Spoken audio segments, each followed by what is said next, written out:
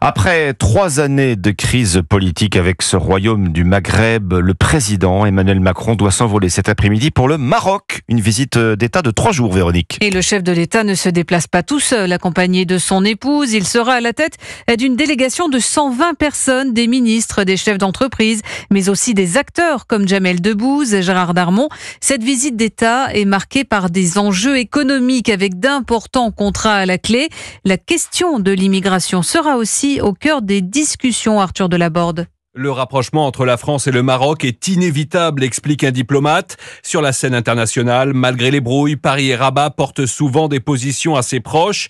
Mais l'idée désormais, c'est d'avancer conjointement et non pas de manière parallèle.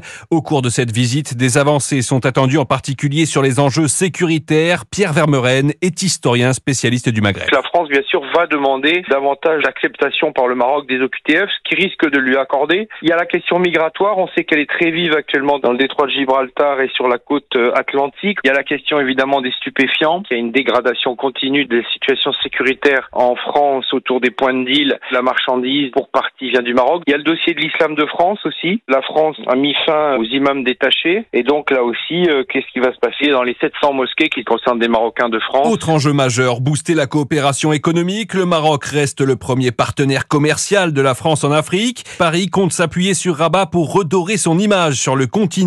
Le Maroc se positionnant comme un champion des échanges, en particulier avec l'Afrique francophone. Arthur Delaborde.